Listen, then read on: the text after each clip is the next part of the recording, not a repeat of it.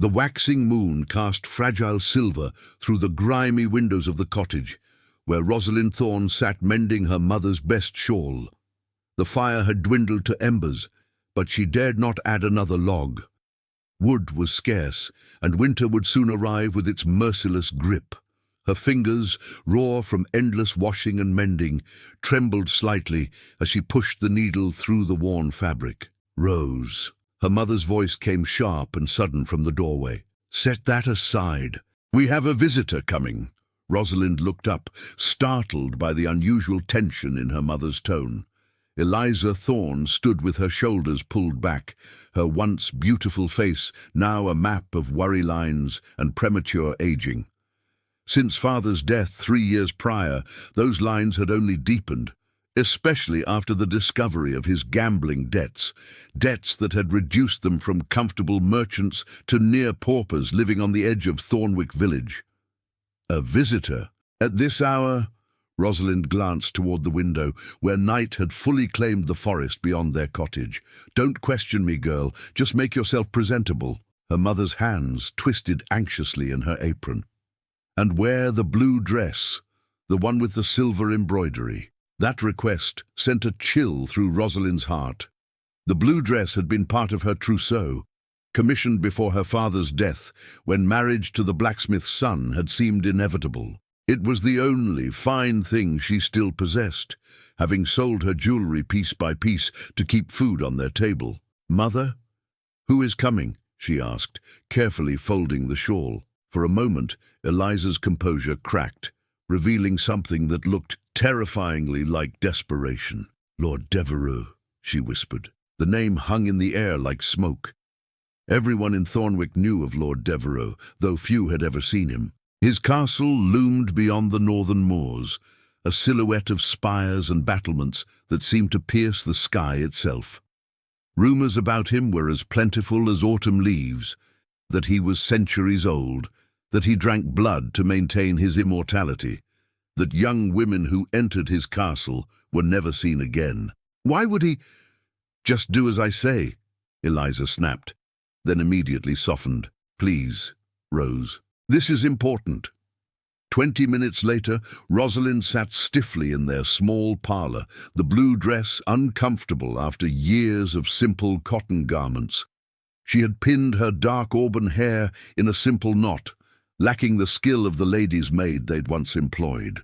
Her mother had built up the fire, despite their dwindling supply, and now paced before it, starting at every sound from outside. When the knock finally came, it was not the thunderous pounding Rosalind had expected, but 3 precise taps that nonetheless seemed to shake the cottage to its foundations.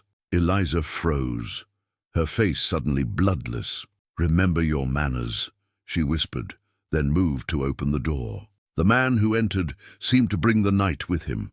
Tall and broad-shouldered, he wore a cloak of deepest black that rippled like liquid shadow. Beneath it, his attire was immaculate, a waistcoat of midnight blue embroidered with silver that seemed to mirror Rosalind's dress, trousers and boots of polished black leather.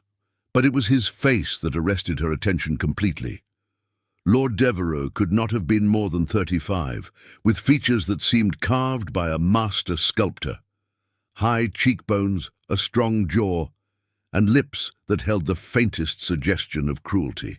His hair, black as a raven's wing, was tied back with a silver ribbon, but his eyes were the color of winter twilight, a blue so pale it bordered on silver, framed by thick, dark lashes. Those eyes found Rosalind immediately, and something flickered in their depths, surprise perhaps, or assessment.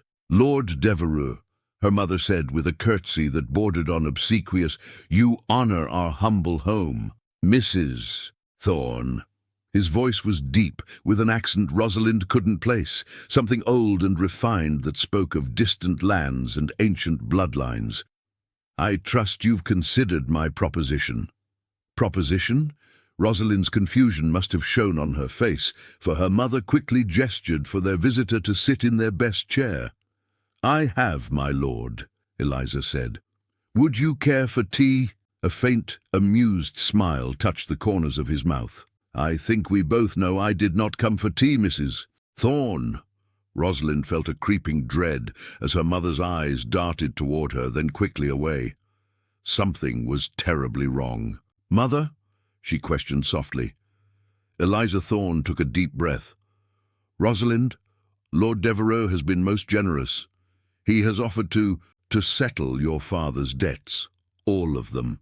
Hope flared briefly in Rosalind's chest. Their debts were substantial, far more than they could hope to repay in a lifetime of scrimping and saving. If they were cleared, perhaps they could begin again, reopen father's shop. "In exchange," her mother continued, her voice growing faint, "you will go to live at Castle Devereux." The silence that followed was absolute. Rosalind stared at her mother in disbelief, then turned to the nobleman, who watched their exchange with cool detachment. "I don't understand," she said finally. Lord Devereux leaned forward slightly, his gaze never leaving her face.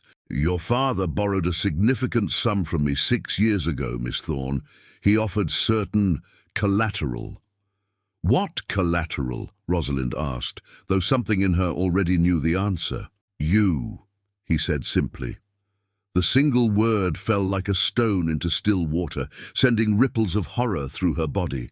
"That's not possible," she whispered. "I have the contract here." From inside his cloak, he produced a folded parchment, extending it toward her. With trembling fingers, Rosalind took it, opening it to reveal her father's familiar signature beneath a paragraph of elegant script. "In the event that I, Edward Thorne, cannot repay the sum of 5,000 sovereigns to Lord Devereux of Blackmore Castle within 5 years of this date, I hereby pledge my daughter Rosalind Thorne to enter his household in perpetuity as payment for said debt." The date placed it just after her 16th birthday, the year her father had mysteriously produced funds to expand their shop and purchase their cottage, investments he'd claimed came from a distant relative's bequest. "No," Rosalind breathed, the parchment slipping from her numb fingers to flutter to the floor. "Father would never—" "He was quite desperate," Lord Devereux said, his tone matter-of-fact, "and quite drunk. I believe he convinced himself he would easily repay the loan before the terms came due." Rosalind turned to her mother, who couldn't meet her gaze. "You knew about this?" "Not until after he died," Eliza whispered. "I found the contract among his papers. Lord Devereux has been patient. He granted us an extra year of mourning, but now the debt must be paid," the nobleman finished smoothly. Rosalind felt as though she were drowning, her mind unable to grasp the horror of her situation. "And if I refuse?" Something dangerous flickered in Lord Devereux's pale eyes. "The alternative is that I seize all your remaining assets, this cottage, your mother's possessions, and she is remanded to debtor's prison. I assure you, Miss Thorne, that is not a fate you wish upon her." A prison. Her mother would not survive such a place, not at her age, not with her delicate constitution. Rosalind looked around their small cottage, humble but still home, and at her mother's face, lined with grief and guilt, but so dear to her. What would my duties be at Castle Devereux?" she asked, her voice barely audible. The nobleman studied her for a long moment. "You would be a companion to my ward, among other responsibilities. You would want for nothing material. Your chambers would be comfortable, your wardrobe appropriate to your station in my household. And how long would this arrangement last?" "The contract specifies perpetuity, Miss Thorne." "Forever." He meant to keep her forever. The rumors of his immortality suddenly seemed far more terrifying. "I need time to—" "You have until dawn," he interrupted, rising to his feet in one fluid motion. "I will return with my carriage at first light. Pack what you wish to bring. Anything else can be sent for later." He moved toward the door, then paused, turning back to her. For an instant, something like compassion softened his features. "I am not a cruel master, Miss Thorne. Those who serve me loyally find me generous." Then he was gone, the door closing behind him with a soft click that sounded to Rosalind like a cell door locking. "How could you?" she whispered, turning to her mother who had collapsed into a chair, tears streaming down her face. "I had no choice," Eliza sobbed. "The magistrate came last week. If the debt isn't settled, I'll be in prison by month's end, and you—" Her voice broke. "You would be alone without protection or means. So instead you sell me to a monster? He's not—" Eliza stopped herself. "Lord Devereux has a fearsome reputation, yes, but he's also known to be fair. The villagers who work his lands speak of generous harvests, of protection during hard times. The villagers also say he drinks blood by moonlight." "Superstitious nonsense," her mother said, but her eyes betrayed her uncertainty. "Rose, I wouldn't send you if there were any other way." Rosalind turned away, moving to the window where night pressed black against the glass. Somewhere beyond the trees, beyond the moors, Castle Devereux waited like a spider in its web, and she, it seemed, was the fly. "I'll go," she said finally, "but not for Father's sake, for yours." Dawn came too soon, painting the eastern sky with streaks of crimson that reminded Rosalind of spilled blood. She had packed her meager belongings, 2 simple dresses, her mother's locket containing a snippet of her father's hair, a small book of poetry, and a silver hairbrush that had been her grandmother's. The blue dress she wore again, thinking it appropriate for what felt like her funeral procession. Her mother had barely slept, her eyes red-rimmed and swollen, as she pressed a small cloth bundle into Rosalind's hands. "Herbs," she whispered, "for protection. Wear them against your heart." Rosalind wanted to scoff. What good would dried flowers do against a vampire lord? But she tucked the bundle into her bodice nonetheless, unwilling to reject this final gesture of maternal care. The sound of carriage wheels on the gravel path made them both stiffen. Through the window, Rosalind glimpsed a conveyance, unlike any she had ever seen. An elegant black coach pulled by 4 midnight horses whose breath steamed in the chill morning air.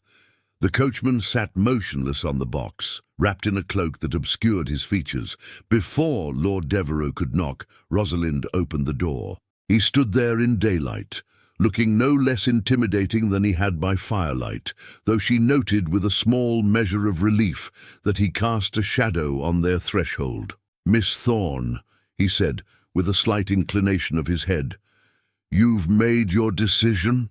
"As if I had a choice," she replied, then bit her tongue. Antagonizing him would do her no favors. The faintest smile touched his lips. "We always have choices, Miss Thorne. Some are simply more difficult than others." His gaze moved past her to where her mother stood trembling. "Mrs. Thorne, I give you my word that your daughter will be well treated." Eliza nodded mutely, tears streaming down her face. "May I—" Rosalind gestured toward her mother. "Of course, I'll wait by the carriage." As soon as he stepped away, Eliza threw her arms around Rosalind, holding her with desperate strength. "I'm sorry," she sobbed. "My sweet girl, I'm so sorry."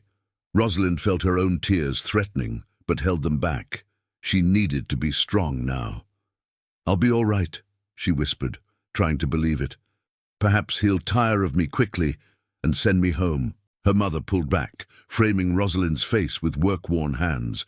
If he mistreats you in any way, find a way to let me know. I'll sell everything. I'll go to the authorities."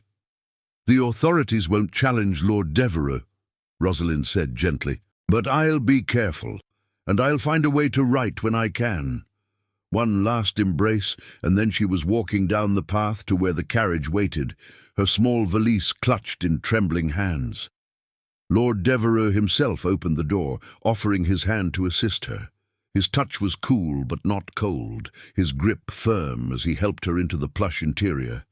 To her surprise, he joined her inside rather than riding ahead on horseback as she had expected. The door closed with a soft thud, and the carriage lurched into motion. Through the window, Rosalind caught a final glimpse of her mother standing in the doorway of their cottage, looking small and frail and broken.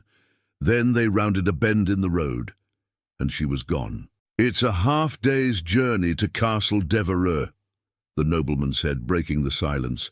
"We'll stop to rest the horses at midday." Rosalind nodded, keeping her gaze fixed on the passing landscape. Fields gave way to woods, woods to the wild expanse of the moors that surrounded Lord Devereux's domain. They rode in silence for nearly an hour before he spoke again. "You may ask questions, if you wish." Rosalind turned to him, finding his pale eyes watching her with that same unsettling intensity. "Would you answer them truthfully?" A faint smile. "I never lie, Miss Thorne, though I may occasionally choose not to answer." She considered for a moment. "Are you going to kill me?" If he was shocked by her directness, he didn't show it. "No." "Are you what they say you are?" His expression remained impassive. "And what do they say I am?" "A vampire, an immortal who feeds on blood." Lord Devereux was silent for so long that she thought he had chosen not to answer. Then he leaned forward slightly, his gaze holding hers. "Yes," he said simply. Terror flooded through her, but something else too, a strange relief at having the truth, horrible as it was. "And you expect me to be food?" At that, something like anger flashed in his eyes. "I did not bring you to Castle Devereux to harm you, Miss Thorne. Your father's contract specifies service, not sacrifice. I have other sources to satisfy my particular requirements." "Then why me? Why enforce this contract at all? Surely you don't need the money." "It is not about money," he said, his voice taking on a distant quality. "It is about honor. Your father made a promise. Promises must be kept. Even when they're monstrously unfair, even when they condemn an innocent to perpetual servitude. Life," Lord Devereux said softly, "is rarely fair, but not all servitude is suffering, Miss Thorne. And not all monsters are cruel." The carriage passed into deeper wilderness, the road becoming little more than a track through tangled heather. In the distance, rising from morning mist like a vision from a nightmare, Rosalind caught her first glimpse of Castle Devereux. Ancient stone, blackened by centuries of weather, towers that seemed to pierce the low-hanging clouds, windows like countless watchful eyes. Her new prison, her new home. "You're frightened," Lord Devereux observed, not unkindly. Rosalind lifted her chin. "Yes." "Good. Fear is sensible when facing the unknown." He leaned back against the cushions. "But know this, Miss Thorne. While you are under my protection, no harm will come to you. You have been paid for at a great price, and I protect what is mine." The possessive word sent a shiver down her spine, but something in his tone, a hint of solemnity, perhaps even gentleness, made her look at him more closely. For just a moment, she thought she glimpsed something beyond the cold, immortal facade, something almost human.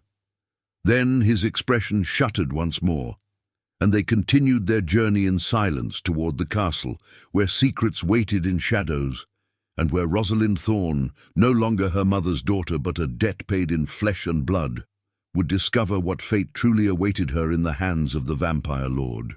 As they drew closer to Castle Devereux, the mist parted like a theatre curtain, revealing the full grandeur and terror of the structure.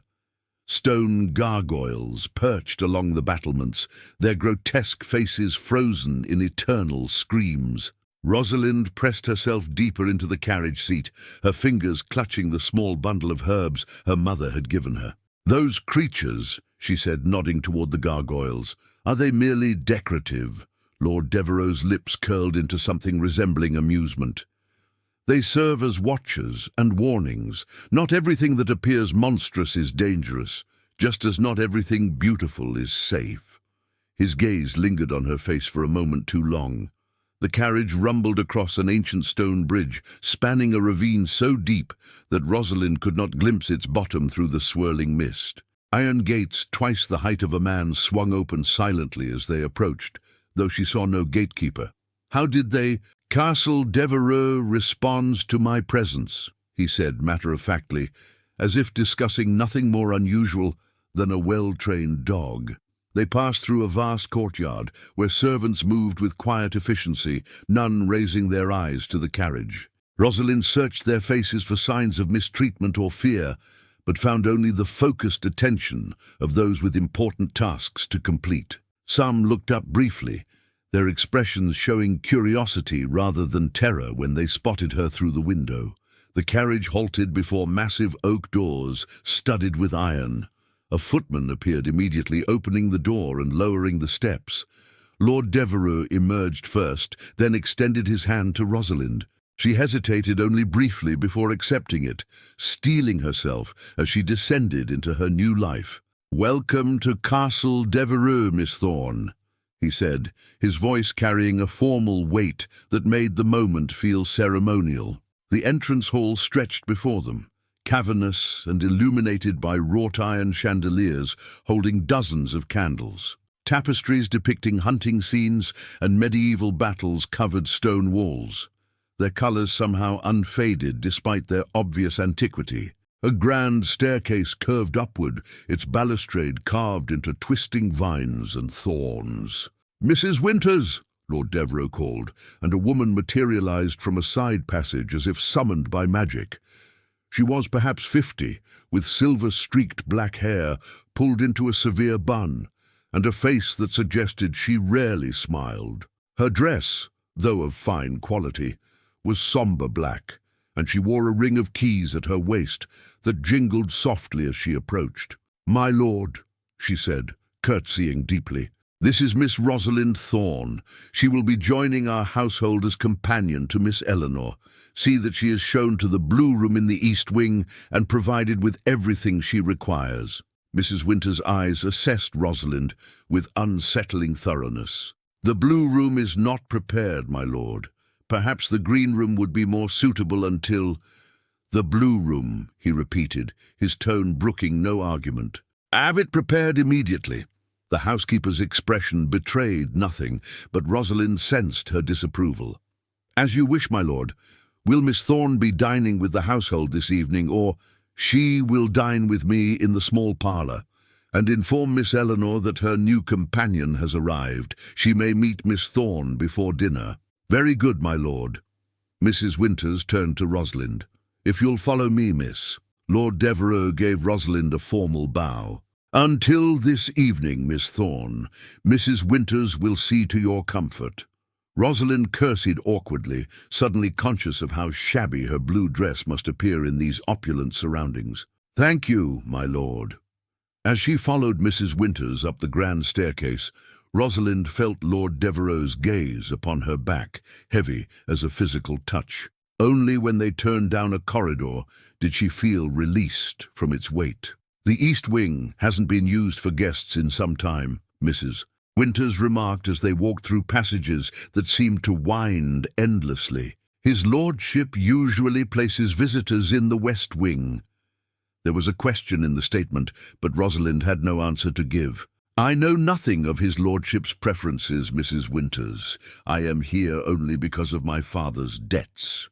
The housekeeper slowed her pace, glancing back with an expression that might have been sympathy. "Many come to Castle Devereux because of debts or desperate circumstances, Miss Thorne.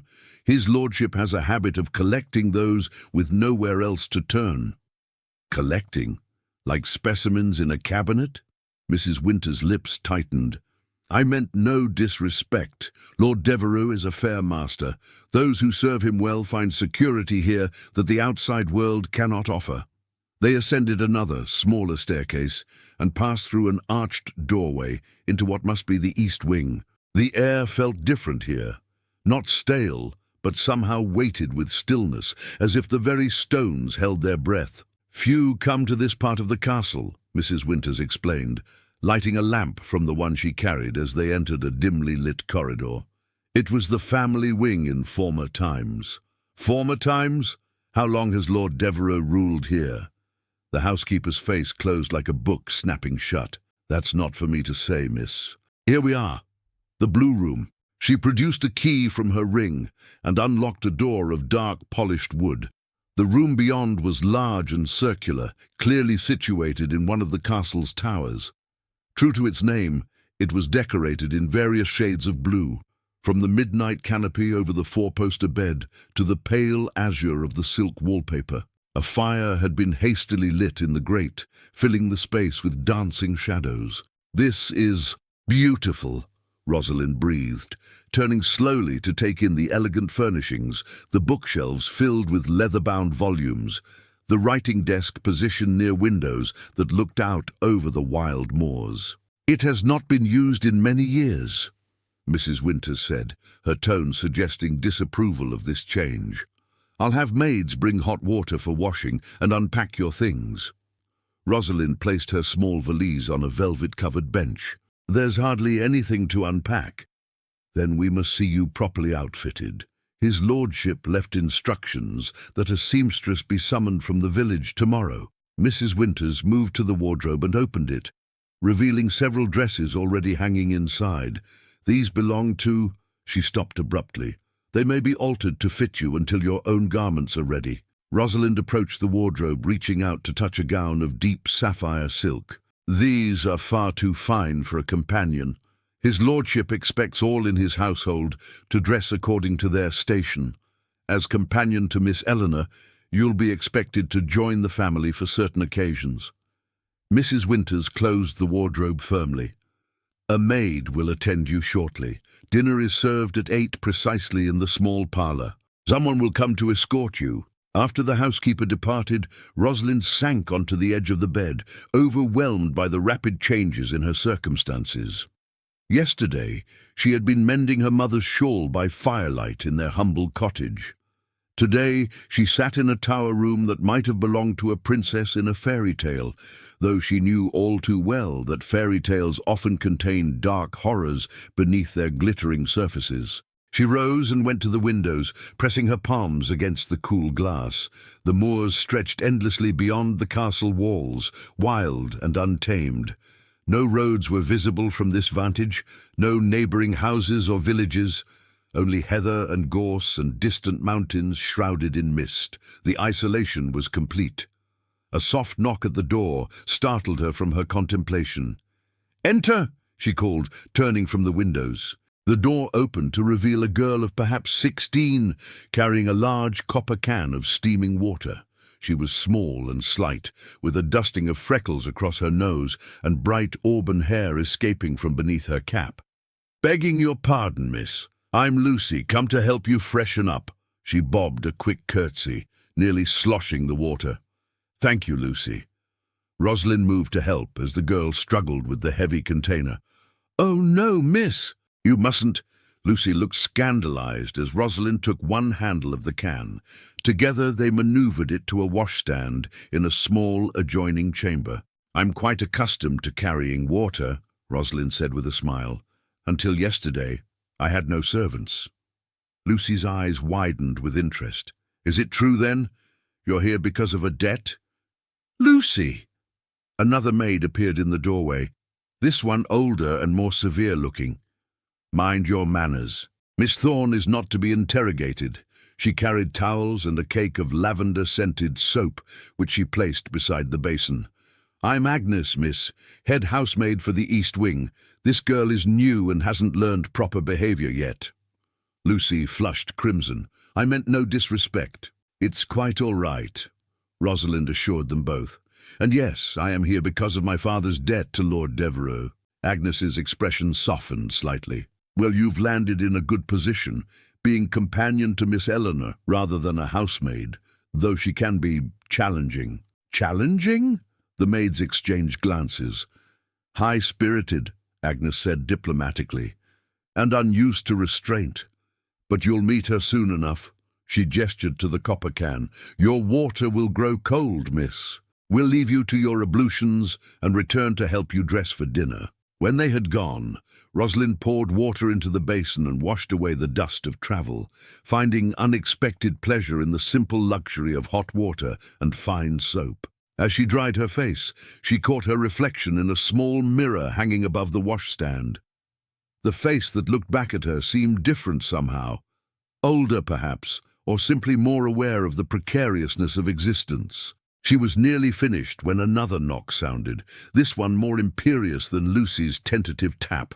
Before Rosalind could respond, the door flew open, and a whirlwind in human form burst into the room. "So you're the new one," declared a girl who could only be Miss Eleanor. "How utterly fascinating!" Lord Devereux's ward was perhaps 13 or 14, with a tumble of golden curls and enormous green eyes that dominated her heart-shaped face. She wore a dress of emerald silk that emphasized her coloring and moved with the restless energy of a hummingbird, circling Rosalind as if she were an exhibit in a museum. "Miss Eleanor, I presume," Rosalind said, dropping a curtsy. The girl waved this away impatiently. "Oh, do call me Ellie. Everyone does except for Sebastian when he's cross with me. You're much prettier than the last companion." She was dreadfully dull, always insisting I practice the pianoforte when I wanted to explore the castle. "Sebastian? Lord Devereux, of course. Don't tell me you've been calling him my lord, like some medieval peasant." Ellie rolled her eyes dramatically. "He'll have you address him properly at dinner. He's quite insistent on correct forms of address, though heaven knows why when he's practically ancient." Rosalind blinked, taken aback by the girl's casual dismissal of their powerful benefactor. "I see. And what is my role as your companion to be, Miss Ellie?" The girl flopped onto Rosalind's bed, spreading her skirts around her. "To keep me from dying of boredom, primarily. Sebastian never allows me to leave the castle grounds unaccompanied, and the last companion was too frightened of him to take me anywhere interesting. But you don't seem afraid. I assure you, I am quite terrified," Rosalind admitted. Ellie sat up, her expression suddenly serious. "Of Sebastian? You needn't be. He's terribly strict about rules and has a fearsome temper when crossed, but he's never hurt anyone." She paused, then added in a conspiratorial whisper, "At least, no one who didn't deserve it." "That's not entirely reassuring." "It wasn't meant to be," Ellie said with a grin. "Life here is never dull, Rosalind. May I call you Rosalind? Or Rose, perhaps?" "Yes, I like Rose better. Shorter, like mine." "Rose is fine," Rosalind said, feeling somewhat overwhelmed by the girl's exuberance. "Excellent. Now let me see what you're wearing to dinner. The blue is pretty with your coloring, but you simply must let me lend you some jewels. Sebastian appreciates proper presentation." Ellie bounced off the bed and threw open the wardrobe. "Oh, he's given you Isabel's dresses." The name was spoken with such significance that Rosalind felt compelled to ask, "Who was Isabel?" Ellie's expression turned suddenly guarded. "No one. Just another companion from long ago." She selected a gown of silvery blue satin. "This one, I think, it will bring out the grey in your eyes." Before Rosalind could press further, Agnes and Lucy returned, and the next hour was consumed with preparations for dinner. Ellie supervised with ruthless efficiency as the maids helped Rosalind into the borrowed gown, which required only minimal adjustments. Her dark auburn hair was brushed until it shone and arranged in an elegant knot at the nape of her neck. "Now for the finishing touch," Ellie declared, producing a small jewelry box from her pocket. From it, she withdrew a pendant, a teardrop sapphire surrounded by tiny seed pearls hanging from a delicate silver chain. "I couldn't possibly," Rosalind began. "Nonsense. Sebastian gave it to me for my birthday, but blue has never suited me." Ellie fastened it around Rosalind's throat with nimble fingers. "There. Perfect." The pendant felt cool against Rosalind's skin, its weight unfamiliar but not unpleasant. When she looked in the mirror, she barely recognized herself. The gown transformed her from a merchant's daughter to a lady of quality, its cut emphasizing the slenderness of her waist and the graceful line of her shoulders. The sapphire drew attention to the unusual grey-blue of her eyes, making them appear larger and more luminous. "He'll be pleased," Ellie said with satisfaction, though whether she referred to Rosalind's appearance or the fact that she wore the girl's gift was unclear. A clock somewhere in the castle struck 8, its deep tones reverberating through the stone walls. "Right on time," came a voice from the doorway. Lord Devereux stood there, having arrived with the silent grace that Rosalind was beginning to recognize as characteristic. He had changed for dinner into a frock coat of such deep blue it appeared black until the light caught it. A single diamond pin sparkled in his cravat, the only ornamentation he wore. His gaze swept over Rosalind, lingering on the pendant at her throat. Something flickered in his pale eyes. Recognition, followed by an emotion she couldn't name. "A.C. Eleanor has been generous with her possessions," he remarked, his tone carefully neutral. Ellie beamed, clearly pleased with herself. Rose needed something to complement Isabel's gown. "Don't they look well together?" A muscle twitched in Lord Devereux's jaw. "Indeed." He offered his arm to Rosalind. "Shall we, Miss Thorne? Eleanor, Mrs. Winters is looking for you. Something about a missing book from the library." Ellie's smile faltered. "I only borrowed it. I was going to return it." "Nevertheless, you should speak with her before joining us for dessert." It was clearly a dismissal. Ellie pouted but obeyed, flouncing out of the room with a backward glance that promised further conversation later. Alone with Lord Devereux, Rosalind felt her pulse quicken. She placed her hand lightly on his proffered arm, acutely aware of the solid strength beneath the fine fabric of his coat. "You look quite transformed, Miss Thorne," he said, as he led her through the castle's labyrinthine corridors. "The blue room suits you, as does that gown." "Thank you, my lord. Though I feel somewhat fraudulent, dressed in borrowed finery." "Nothing in the blue room is borrowed," he said, his tone suddenly distant. "While you reside at Castle Devereux, all within it is yours to use as you see fit. That's very generous." "It is not generosity, but practicality. You will represent my household as Eleanor's companion. Your appearance and conduct will reflect upon me." He glanced down at her, his expression softening almost imperceptibly. "Besides, beauty should be properly framed." The compliment, unexpected, and delivered so matter-of-factly, brought heat to Rosalind's cheeks. Before she could formulate a response, they arrived at the small parlour, a room that, despite its name, could have comfortably accommodated 20 for dinner. Tonight, however, a table was set for just 2, positioned near a fireplace where flames leapt cheerfully. Lord Devereux held her chair, then took his own seat across from her. A servant appeared silently to pour wine into crystal goblets, then withdrew. "You must have questions," he said, lifting his glass in a gesture that might have been a toast. This evening would be an appropriate time to ask them. Rosalind took a sip of wine to steady herself, finding it rich and complex on her tongue. "Very well. Who was Isabel, and why does Ellie's mention of her name disturb you?" If the directness of her question surprised him, he didn't show it. "Isabel was my ward before Eleanor, a distant relation who came to me in circumstances not unlike your own." "And where is she now?" Lord Devereux's expression remained carefully controlled. "She left Castle Devereux 5 years ago." "Left? I was given to understand that the terms of my service were perpetual. Your circumstances are different. Isabel was family, not a debt payment." There was a sharpness to his words that suggested the subject was painful. Servants entered with the first course, a delicate soup that smelled of truffles and herbs. Rosalind waited until they had withdrawn before continuing her interrogation. "And Eleanor? How did she come to be your ward?"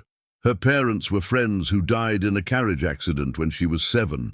I was named her guardian." He sampled the soup, his movements elegant and precise. "She has been with me for 6 years. She seems quite spirited."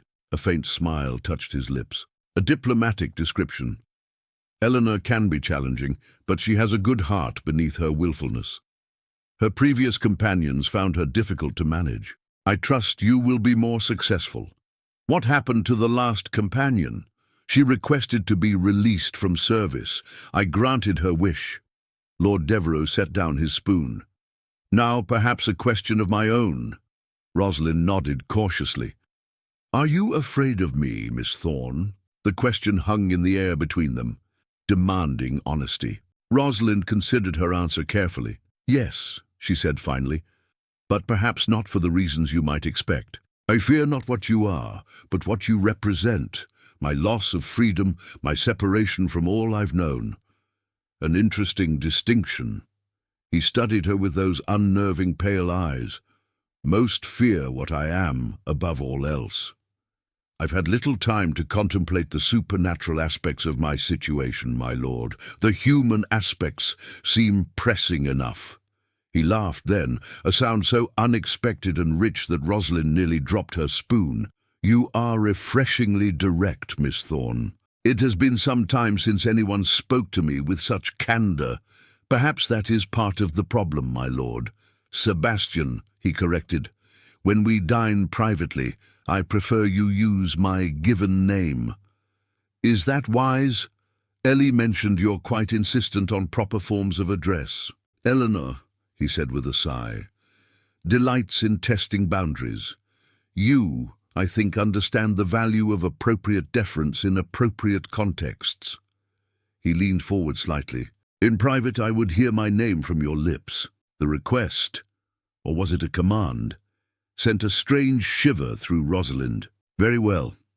Sebastian." Something flared in his eyes at her use of his name. Satisfaction, perhaps, or something deeper. The moment stretched between them, taut as a bowstring. The door burst open, shattering the tension. Ellie swept in, her earlier pout replaced by a triumphant smile. Mrs. Winters was being ridiculous as usual. "I've returned the book and been properly scolded, so may I join you now?" Sebastian leaned back, his expression once again composed. "You may." Ellie took a seat between them as servants appeared with the next course. She immediately launched into an animated account of her day, requiring little response from either of her companions. Rosalind was grateful for the distraction, using the opportunity to gather her thoughts. There was more to Castle Devereux than ghost stories and vampire legends. Beneath the supernatural trappings lay human mysteries: Isabel's departure, Eleanor's guardianship, Sebastian's isolation. And something about the Blue Room and its contents clearly held significance beyond what she had been told. As dinner progressed, Rosalind found herself watching Sebastian with newfound curiosity. He listened to Ellie's chatter with patient amusement, occasionally redirecting her when she became too excitable.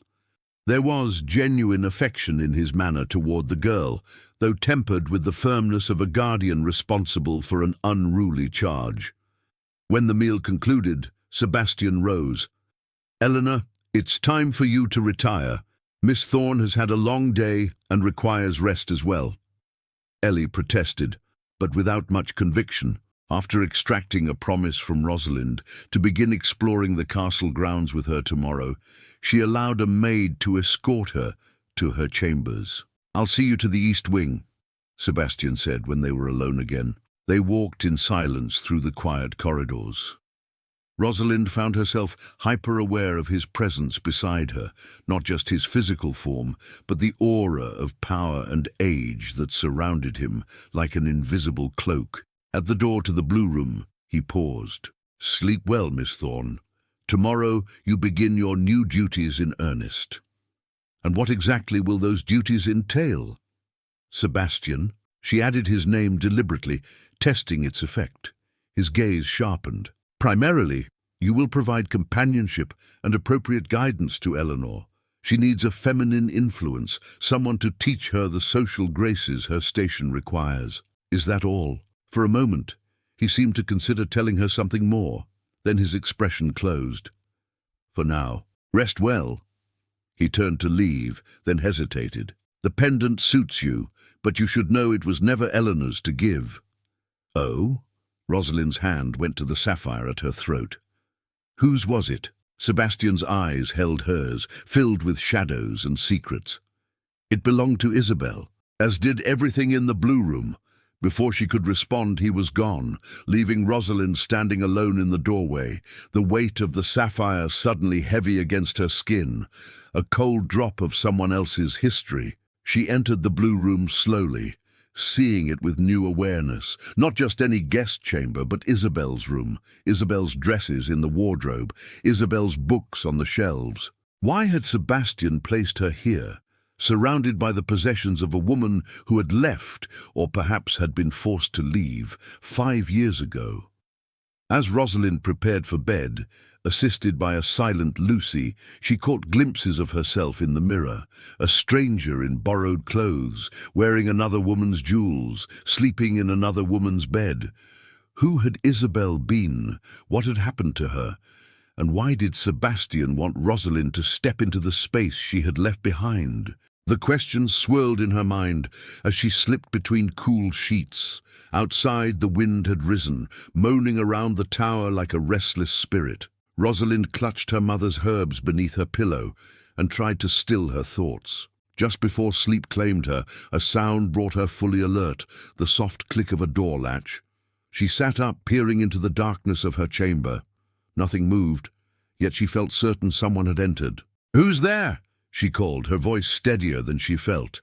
Silence answered her, broken only by the wind and the distant chiming of a clock striking midnight. Rosalind lit a candle with trembling hands and searched the room, finding no one. The door to the corridor remained locked from within.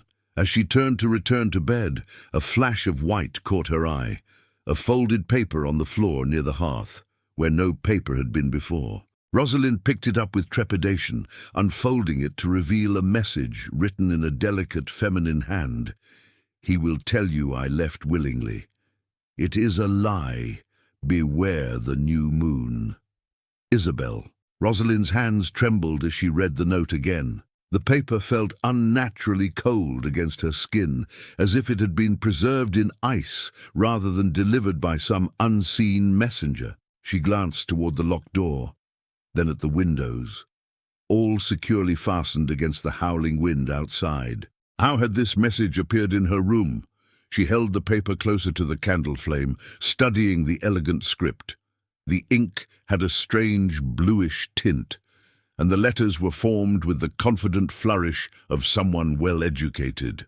"Beware the new moon." Rosalind crossed to the window and pulled back the heavy curtain. The waxing moon hung in the sky, more than half full. Perhaps a week until it became new again. A week to discover what had happened to Isabel. Sleep eluded her for the remainder of the night. When pale dawn light finally crept through the windows, Rosalind had formulated a plan. A dangerous one, perhaps, but necessary. She would accept her role as Eleanor's companion, gaining the household's trust while quietly investigating Isabel's fate. The note suggested foul play, but Rosalind needed proof before attempting any escape. Lucy arrived with hot water and a breakfast tray, just as Rosalind finished hiding the note inside the lining of her old dress. "Good morning, miss," the maid said cheerfully. "Did you sleep well?" "Quite well, thank you," Rosalind lied, moving to the washstand. "His lordship asked me to tell you that Miss Eleanor awaits you in the library after you've eaten." Lucy began laying out one of the dresses from the wardrobe, a morning dress of dove-grey silk with delicate blue embroidery. "He also said you're to meet with the seamstress at 11. Rosalind nodded, wondering if Sebastian had been informed of her every movement.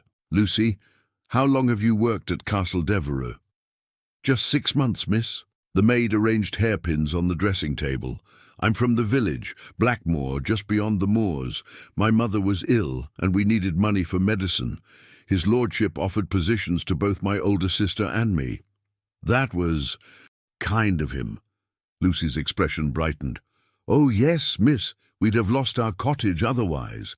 His lordship takes care of those who serve him loyally." She echoed Mrs. Winter's words from the previous day with such conviction that Rosalind wondered if it was a phrase taught to all new servants. "And your sister, is she still employed here?" Something flickered across Lucy's face, a shadow quickly concealed.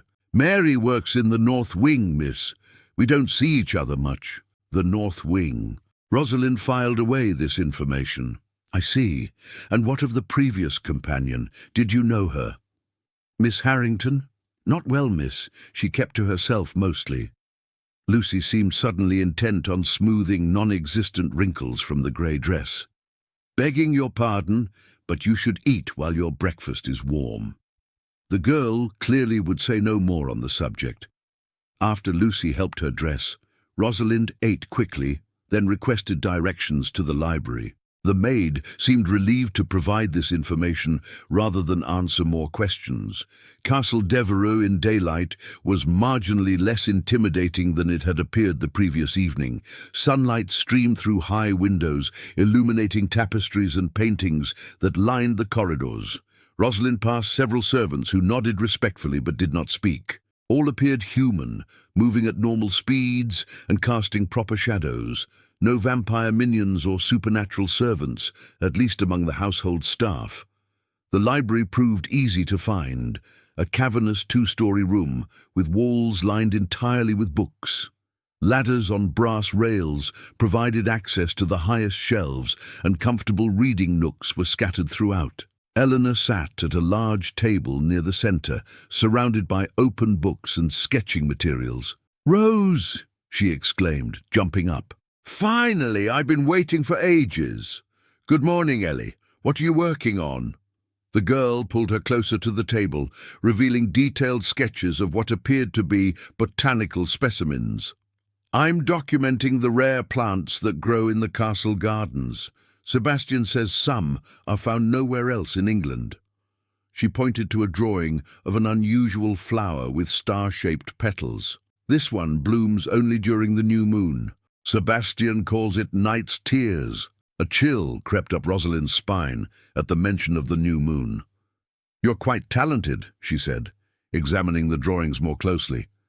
"Where did you learn to sketch like this?" "Isabel taught me," Ellie said, her voice softer. "She was brilliant with botanical illustrations. She said art was the best way to truly see the world." The girl traced the outline of the strange flower with her fingertip. "Sebastian won't let me have any of her drawings, though. He locked them all away after she left." "Did she leave suddenly?" Eleanor shrugged, but her nonchalance seemed forced. "I suppose so. I woke one morning, and Sebastian told me she had gone. I wasn't to speak of her anymore." She glanced toward the library door, then lowered her voice. "I cried for weeks. Isabel was like a sister to me. She wouldn't have left without saying goodbye, not unless something terrible had happened. What do you think occurred?" The girl's green eyes filled with sudden tears. "I don't know. But sometimes at night, I think I hear her crying in the east wing." She seized Rosalind's hand. "You're in her room. Have you heard anything?" Before Rosalind could answer, the library door opened, and Sebastian entered. He wore a less formal coat today, and his dark hair was tied back with a simple ribbon. Despite the casual attire, he carried himself with the same intimidating authority. "Good morning, Miss Thorne," he said, his gaze sweeping over her. "I trust you slept well." "Well enough, thank you." She managed to keep her voice steady despite the lie. "Eleanor, I believe you mentioned wanting to show Miss Thorne the gardens this morning." Ellie bounced to her feet. "Yes, I want to show her the maze and the moon fountain before her appointment with Mrs. Wilson." "Very well, but stay within the inner walls. The groundsmen are clearing brush near the outer perimeter today. It's not safe." Sebastian's tone made it clear this was a command, not a suggestion. "We'll be careful," Rosalind promised, curious about what might really lie beyond the inner walls that Sebastian didn't want them to see. As they left the library, Sebastian called after them. "Miss Thorne, a word before your fitting, if you please. I'll be in my study at 10:30. The gardens were a revelation, not the tamed landscape Rosalind had expected, but a semi-wild expanse containing formal sections interspersed with areas deliberately left to grow in controlled chaos. Ellie led her through a rose garden where winter-hardy varieties still bloomed, then to a hedge maze with walls taller than a man. "Isabel and I used to play hide-and-seek here," Ellie confided as they entered the labyrinth. She knew all the secret passages, ways to move between sections without following the proper paths. "Secret passages in a hedge maze." Ellie nodded enthusiastically. "The maze is older than the castle itself. Sebastian says it was planted by ancient druids who worship the moon." She lowered her voice conspiratorially. "Isabel discovered that if you press certain branches in the right sequence, walls sometimes open." The girl demonstrated, pushing aside a seemingly solid section of hedge to reveal a narrow gap just wide enough for a person to slip through. "Come on!" Rosalind followed her through several such shortcuts until they emerged in the maze's center, a circular clearing dominated by a fountain unlike any Rosalind had seen before. The basin was black marble, its rim carved with symbols that resembled no language she recognized. From the center rose a sculpture of a woman with her arms raised toward the sky, water flowing from her palms into the basin below. "The moon fountain," Ellie announced. "Isabel used to bring me here at the new moon for what she called women's mysteries. We'd make wishes and leave offerings, flowers or pretty stones." Rosalind circled the fountain slowly. The woman's face was eerily lifelike, her expression one of rapture or perhaps agony. Something about her features seemed familiar. "Ellie, does this statue resemble Isabel?" The girl's eyes widened. "I never thought of it, but yes, perhaps it does. The fountain has been here forever, though. Sebastian says it dates back to Roman times." Rosalind reached out to touch the water, but Ellie caught her wrist. "Don't! Isabel said the water should only be touched at the new moon. Any other time brings bad luck." Fear flickered across her young face. "The last time we performed the ritual was the night before she disappeared." A clock chimed in the distance, startling them both. 10:30, Ellie exclaimed. "You'll be late for your meeting with Sebastian. He hates tardiness." They hurried back through the maze, Ellie leading them through several more shortcuts until they emerged near the castle's rear entrance. The girl pointed Rosalind toward a corridor that would take her to Sebastian's study, then departed reluctantly to continue her botanical sketches. Sebastian's study occupied a corner of the castle's main floor, with windows overlooking both the gardens they had just left and the wild moors beyond the outer walls. The room was masculine and austere, dark paneling, shelves of leather-bound books, a massive desk positioned to face the door. Sebastian himself stood by one of the windows, his back to her as she entered. "You wish to see me before my fitting?" Rosalind asked, remaining near the doorway. He turned, his pale eyes assessing her with that unnerving intensity. "Yes, I wanted to ensure you understand your position here. I believe I do. I am to be Eleanor's companion and teacher. That is part of it, yes." He gestured for her to sit in a chair across from his desk, taking his own seat as she complied. "But there are specific requirements I expect you to fulfill." Sebastian opened a drawer and removed a leather-bound journal, placing it between them. "Eleanor is approaching an age where certain changes will occur. Her nature is complicated by her bloodlines." "Her bloodlines?" Rosalind echoed, confused. "Eleanor's mother was human, but her father was like me, a fact she does not yet know." He tapped the journal. "This contains observations and notes from her previous companions, particularly Isabel, who was uniquely qualified to guide her through the transition that will soon begin." Rosalind stared at him, understanding dawning. "Eleanor is half vampire. Is that even possible?" "Rare, but possible. Such children develop normally until puberty, when their dual nature begins to manifest." His expression remained impassive, but she sensed concern beneath his controlled exterior. "The transition can be dangerous, physically and emotionally traumatic. Without proper guidance, she could harm herself or others. And you believe I'm qualified to provide this guidance? I know nothing about vampires beyond village superstitions." Isabel left detailed instructions. Sebastian pushed the journal toward her. "Study this. It explains what to watch for, how to help Eleanor when the changes begin." Rosalind made no move to take the book. "Why did you choose me? Surely there are others with more knowledge of your kind." Something flickered in his eyes, frustration perhaps, or impatience. "The contract with your father provided an opportunity, but it was not my only consideration. You possess qualities I require: intelligence, adaptability, courage. And there is something else." He hesitated, then continued more carefully. "You resemble Isabel in certain ways. Eleanor may respond better to someone who reminds her of the companion she trusted. Is that why you placed me in Isabel's room? Dressed me in her clothes? To create a replacement?" Anger flared within Rosalind. "What happened to her, Sebastian? Did she truly leave willingly? His expression hardened. I did not bring you here to question me, Miss Thorne. I brought you here to fulfill your father's obligation and to help a child through a difficult transition. He stood, signaling the end of their discussion. The journal will answer many of your questions. Read it carefully. Reluctantly, Rosalind took the book. And if I refuse this role? Then you will work in the kitchens until your debt is paid, which would take considerably longer than serving as Eleanor's companion. His tone made it clear this was not an idle threat.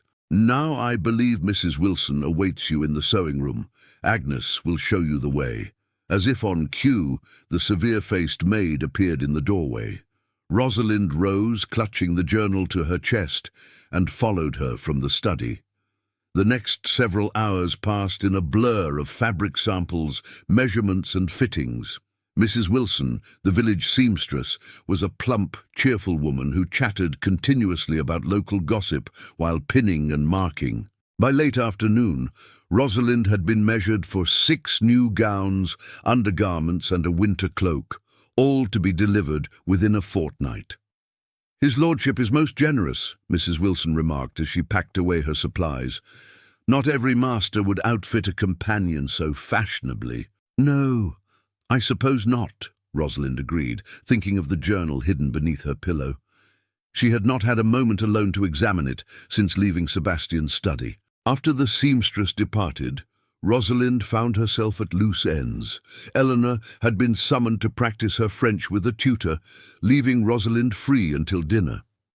She decided to use the opportunity to begin her investigation of Isabel's fate. The castle was quieter in late afternoon, many servants occupied with preparing the evening meal. Rosalind made her way to the east wing, intending to examine her chambers more thoroughly for clues. As she rounded a corner, she nearly collided with Mrs. Winters. Miss Thorne, the housekeeper said stiffly, I trust your fitting went well. Yes, thank you. Rosalind hesitated, then decided to risk a direct question. Mrs. Winters, how long have you served at Castle Devereux? The woman's expression remained neutral. 23 years this Michaelmas, miss. Then you knew Isabel well? Mrs. Winters' eyes narrowed slightly. We are not encouraged to discuss former members of the household. I understand. It's just that Lord Devereux has asked me to assume many of her duties with Eleanor, and I thought, if his lordship wanted you to know about Miss Isabel, he would tell you himself. The housekeeper's tone softened marginally. A word of advice, miss. Castle Devereux rewards those who mind their own business and observe proper boundaries. And those who don't? Mrs. Winters glanced over her shoulder, then leaned closer. The north wing is kept locked for a reason. Remember that. Before Rosalind could respond, the housekeeper continued in her normal voice.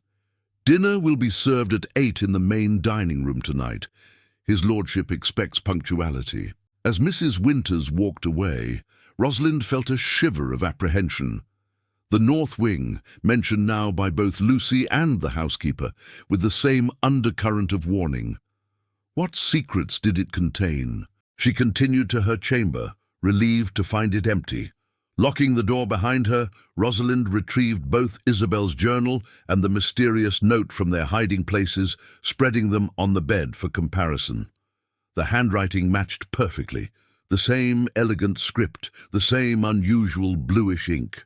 The journal's first pages contained mundane observations about Eleanor's daily activities and lessons, but as Rosalind turned the pages, the entries became more disturbing.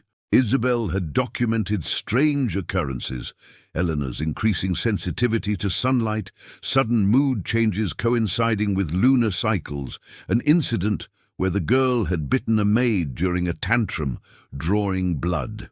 May 3rd. E exhibited extraordinary strength today, lifting a marble chess set that I myself cannot move. When questioned, she seemed unaware of the abnormality. S insists we must wait before revealing her true nature, but I fear delay only increases the danger. The transition approaches faster than he admits. May 18th. S and I quarreled again about the ritual. He claims it is unnecessary, even dangerous, but my research suggests otherwise.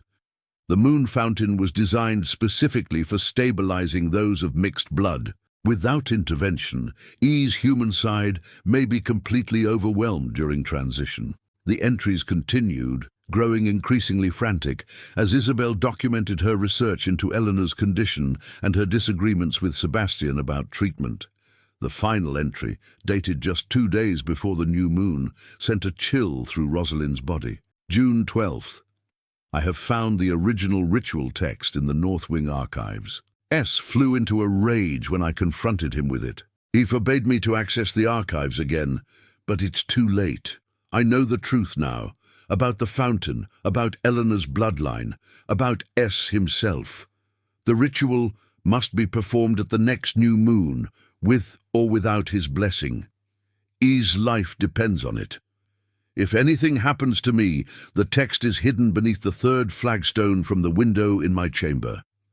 May whoever finds this succeed where I have failed. Rosalind jumped from the bed and rushed to the window, counting flagstones on the floor. The 3rd stone appeared no different from the others, but when she pressed its edge, it shifted slightly. With trembling fingers, she worked the heavy stone free, revealing a small cavity beneath. Inside lay a bundle wrapped in oilcloth.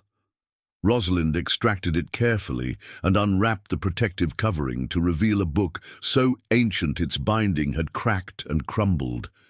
The pages were vellum, inscribed with the same strange symbols she had seen on the moon fountain. Interspersed with the unknown script were diagrams of the human body, the phases of the moon, and what appeared to be ritual instructions. Tucked between the pages was a folded paper, newer than the ancient text, but yellowed with age. Rosalind opened it to find a family tree, meticulously drawn and annotated in what looked like Sebastian's handwriting. At the top stood a single name, Devereux, 1302. From this ancestor flowed dozens of branches, most ending abruptly after 1 or 2 generations, but one line continued unbroken to the present day, ending with Eleanor Anne Devereux, 1865. Maternal line human, paternal line Dampier. Beside Eleanor's name, connected with a dotted line rather than a solid one, was another entry, Isabel Marie Thorne, 1848. And beside Isabel's name, in faded pencil as if added as an afterthought, Rosalind Eliza Thorne, 1853. Rosalind stared at her own name on the ancient family tree, her mind reeling with implications. She had no connection to the Devereux family, or did she? Her father had never spoken much of his relatives, claiming they had all died young or moved abroad.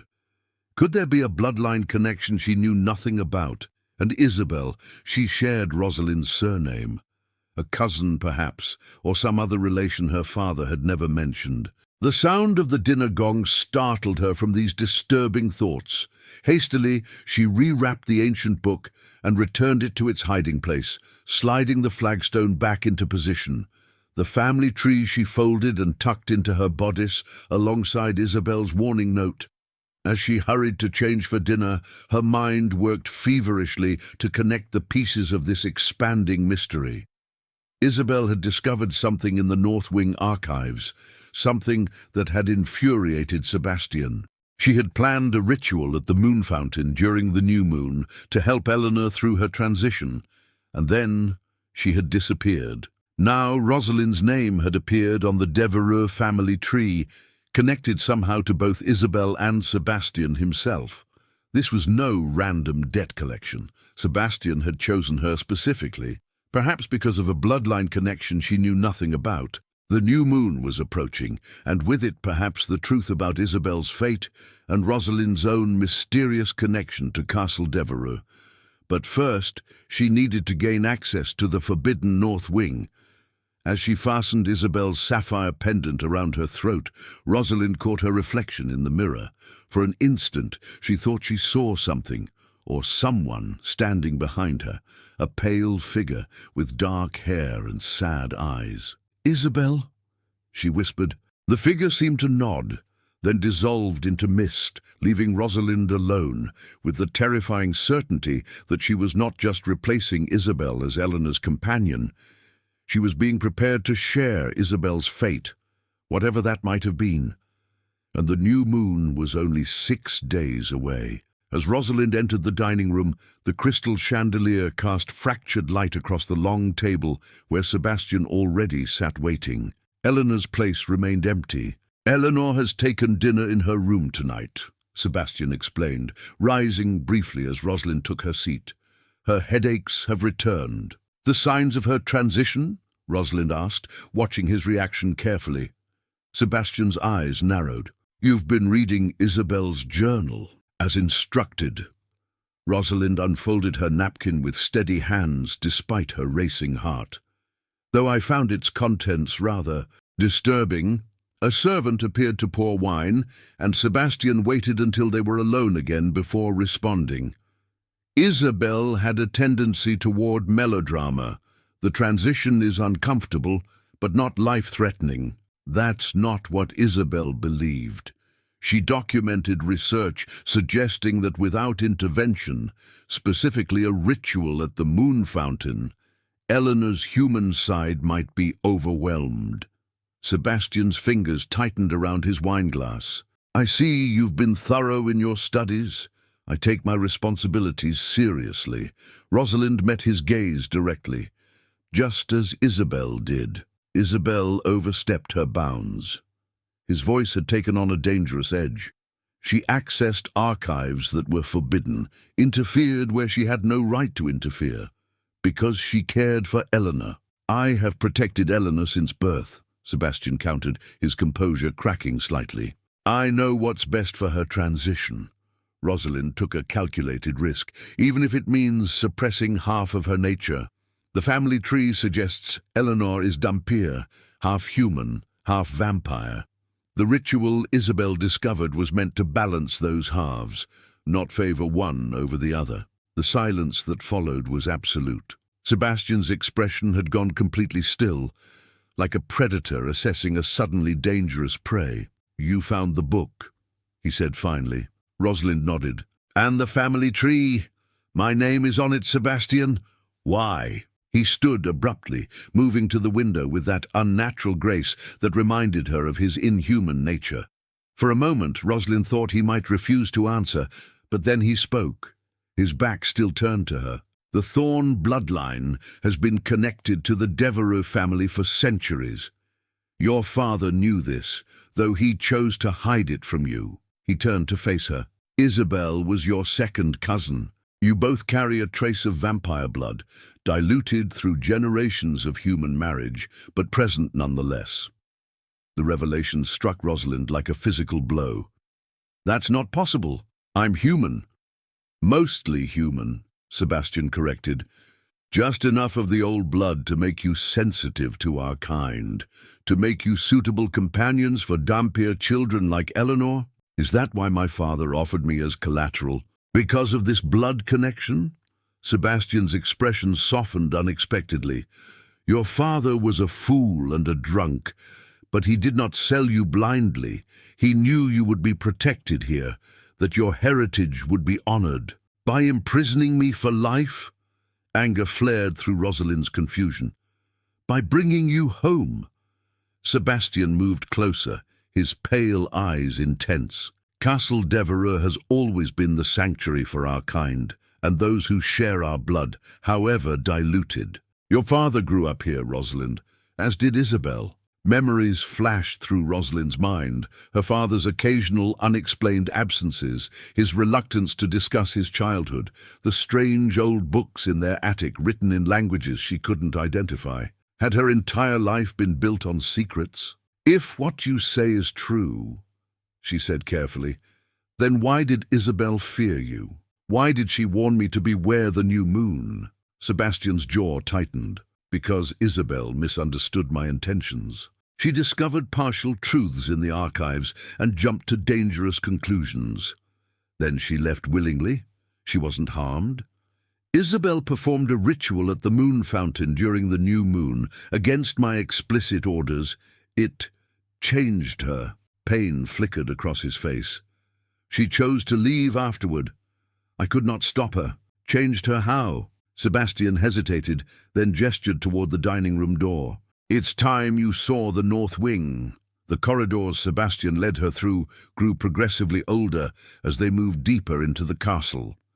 The modern oil lamps gave way to candles in wall sconces, the polished floors to worn stone. Finally, they reached an ancient oak door reinforced with iron bands. Sebastian produced a key from inside his waistcoat and unlocked it. The north wing was the original castle, he explained as they entered a vast, shadowy hall, built in the 12th century by the first Devereux to settle in England. Rosalind gazed up at the vaulted ceiling, where faded paintings depicted celestial bodies orbiting a central figure, a woman who looked remarkably like the statue in the moon fountain. Who is she? Selene, Sebastian replied, the first of our bloodline to master the balance between human and vampire nature. She created the rituals that allow Dhampirs to transition safely, and the moon fountain that serves as a conduit for the necessary energies. He led her through a series of rooms that appeared to be living quarters, bedchambers with modern furnishings that contrasted oddly with the medieval architecture. Most were unoccupied, but from behind one door came the sound of soft singing. Some of our kind prefer to live apart from humans, Sebastian explained. The North Wing provides sanctuary for those who cannot or will not pass as human. And the archives Isabel mentioned? This way. They descended a spiral staircase into what must once have been the castle's keep. The circular room was lined with shelves containing books, scrolls, and strange artifacts. At its center stood a pedestal supporting a massive tome bound in what looked disturbingly like human skin. The Devereux Grimoire, Sebastian said, his voice taking on a reverent quality. Every ritual, every bloodline connection, every transition recorded since Selene's time. This is what Isabel discovered and misinterpreted. He turned the pages carefully until he found what he sought, an illustration of the moon fountain with a female figure submerged in its waters. Around the basin stood 7 hooded figures, their hands joined in a circle. The ritual of balance, Sebastian explained, designed to stabilize a Dhampir's dual nature during transition. Isabel believed this would save Eleanor from the more painful aspects of becoming what she is. And you disagreed. I did not disagree with the ritual itself. I disagreed with Isabel performing it. His expression darkened. The ritual requires the guidance of a full-blooded vampire with a direct bloodline connection to the Dhampir. I am Eleanor's guardian and blood relation.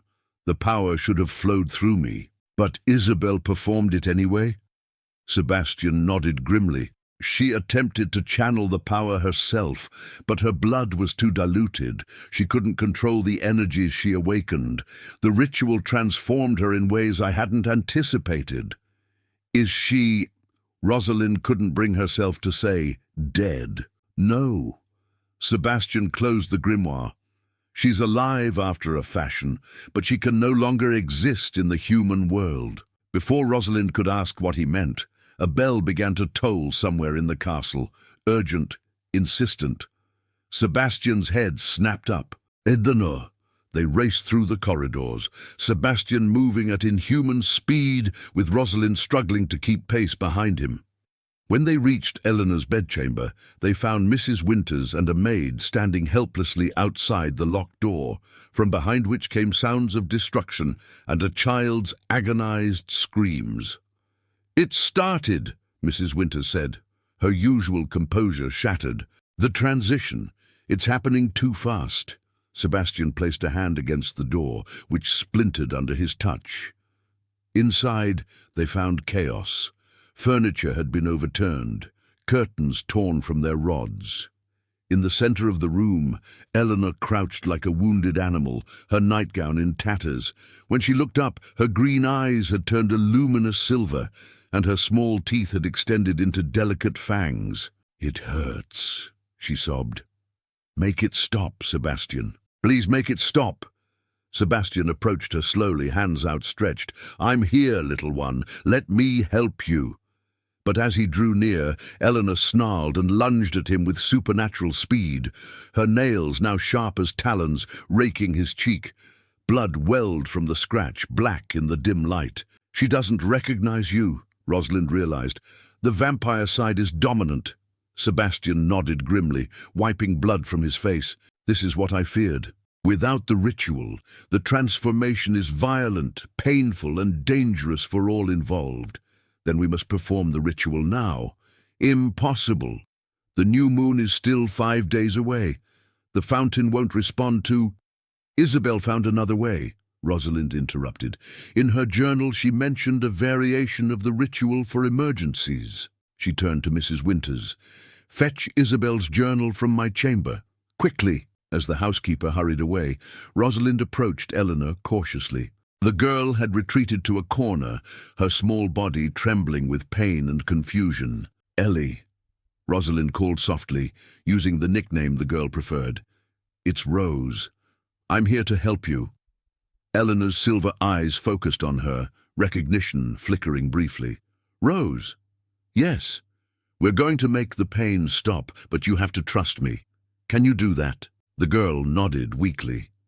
Mrs. Winters returned with the journal, and Rosalind quickly located the entry she remembered, a hurried notation about an alternative ritual that could be performed during any moon phase using the blood of a related vampire and a human with the diluted bloodline. "We need to get her to the moon fountain," Rosalind said. "Sebastian, can you carry her?" He lifted Eleanor effortlessly, cradling her against his chest despite her occasional struggles. They moved through the castle and out into the gardens, where the waxing moon cast enough light to navigate the paths to the maze. Rosalind led them through Eleanor's shortcuts until they reached the central clearing where the fountain waited, its waters black as ink under the night sky. Sebastian laid Eleanor on the fountain's rim. The girl had fallen into a fitful unconsciousness, her breathing shallow and rapid. "The ritual requires 7 participants," Sebastian said, scanning the journal page over Rosalind's shoulder. "We are only 2. 3, came a voice from the shadows. A figure stepped into the moonlight, a woman with long dark hair and eyes of luminous silver. Though her features were Isabel's, there was something otherworldly about her presence, as if she existed partially in another realm. "Isabel," Sebastian breathed. She inclined her head slightly. "I've been waiting for this moment, watching from the spaces between worlds where the ritual sent me." "You knew this would happen to Eleanor?" Anger edged Sebastian's voice. "I knew you would need me when it did." Isabel moved to the fountain's edge, placing a pale hand on Eleanor's forehead. "The ritual changed me, yes, but it also connected me to the fountain's power. I can help channel it now, even without the new moon." "We're still short 4 participants," Rosalind pointed out. Isabel smiled, a strange, ethereal expression. "Not anymore." From the shadows emerged 4 figures, each with the same silver eyes as Isabel, each moving with the same otherworldly grace. "My sisters from the other side," she explained. "Those who performed the ritual before me in other times with other children." They took positions around the fountain, forming a perfect circle with Sebastian, Rosalind, and Isabel. At Isabel's direction, Sebastian drew a silver dagger from inside his coat and sliced his palm, allowing his dark blood to drip into the fountain waters. Rosalind did the same with a shaking hand, her red blood mingling with his. Isabel began to chant in a language Rosalind didn't recognize, but somehow understood, an invocation to the moon, to the blood, to the balance between life and death, human and vampire, darkness and light. The other spectral women joined in, their voices creating harmonies that seemed to vibrate through the very stones beneath their feet. The water in the fountain began to glow with an unearthly blue light, the same color as the ink in Isabel's journal and note. Isabel lifted Eleanor and immersed her in the glowing water, still chanting as she held the child beneath the surface. "She'll drown," Rosalind cried, moving to intervene. Sebastian caught her arm. "Trust the ritual," he said, though his own expression betrayed his fear. The fountain's glow intensified until it was painful to look upon directly. The chanting reached a crescendo, and then silence. The light vanished, plunging them into darkness broken only by the moon's silver illumination. For one terrible moment, nothing moved. Then Eleanor broke the surface of the water with a gasp, her eyes flying open, green once more, with only the faintest silver ring around the iris. Isabel lifted her from the fountain and placed her gently in Sebastian's arms. "The transition is complete," she said, "balanced as it should be. She will be able to walk in both worlds now, human and vampire, without one overwhelming the other." Eleanor's eyes fluttered open. "I saw her," she whispered, "the lady from the fountain. She said I'm special, like you, Sebastian, and like Rose." Sebastian looked at Rosalind with surprise. "Like Rose?" "The ritual revealed what was already there," Isabel explained. "The dormant vampire blood in Rosalind's veins has been awakened, not enough to make her one of us, but enough to connect her to our world." She smiled at Rosalind. "You'll live longer than most humans, you'll heal faster, and you'll always be able to sense our kind." "Is that what happened to you?" Rosalind asked. "Your blood awakened?" Isabel shook her head. "I tried to channel too much power through too weak a vessel. The ritual transformed me into something between worlds, neither fully human nor vampire, but a guardian of the threshold." She gestured to her spectral companions who had begun to fade into the shadows. "Like them, I watch over the transitions, ensure the balance is maintained." "You could have told me what was happening," Sebastian said, his voice tight with emotion, "instead of disappearing, leaving only cryptic warnings." "Would you have believed me?" Isabel touched his cheek gently. "You were convinced your way was the only way. Sometimes we must follow our own path, Sebastian, even when it leads away from those we love." The tenderness in her gesture and words made Rosalind suddenly understand what had existed between them. Not just guardian and ward, but something deeper. "Will you stay now?" Sebastian asked. "Now that Eleanor's transition is complete." Isabel's expression turned sorrowful. "I cannot remain fully in your world. The ritual bound me to the spaces between." She turned to Rosalind. "But you can. Your blood is strong enough to help guide others through their transitions, yet human enough to keep you anchored in this realm." "You want me to take your place," Rosalind realized, "to be Eleanor's companion and guardian." "To be more than that," Isabel corrected. "To be what I could not, a bridge between worlds, helping those of mixed blood find balance without sacrificing their connection to either heritage." Eleanor stirred in Sebastian's arms. "Please stay, Rose," she murmured sleepily. "I need you." Rosalind looked at Sebastian, whose pale eyes held a question he seemed afraid to voice. "And what do you want?" she asked him directly. "I want you to choose freely," he answered. "Not because of a contract or obligation, but because you wish to be here, to be part of what we are building, a sanctuary where all blood is honored, where balance is possible." The moon slipped behind a cloud, casting them into deeper shadow. In that moment of darkness, Rosalind thought of her mother's cottage, of the life she had left behind. It had been simple, predictable, and desperately limited. Here at Castle Devereux, among these strange beings of mixed blood and ancient power, she had discovered parts of herself she never knew existed. And perhaps, in time, she might discover even more. "I'll stay," she said, as the moon emerged again, illuminating their faces, "not because of my father's debt, but because of my own blood, because I belong here." Sebastian's expression softened with something that might have been hope. Isabel smiled, already beginning to fade like her spectral sisters. "Remember the new moon," Isabel said, her voice growing distant. "I will be there, in the fountain's reflection, whenever you need guidance." As she vanished completely, Eleanor reached out and took Rosalind's hand. Sebastian did the same on her other side. Together, vampire, Dhampir, and awakened human, they left the moon fountain and returned to Castle Devereux, where ancient blood flowed through modern veins, where secrets were finally spoken aloud, and where Rosalind Thorne had at last found her true inheritance. Not a prison, but a home. Not a debt, but a destiny. Not an ending, but a beginning, beneath the watchful silver eye of the waxing moon.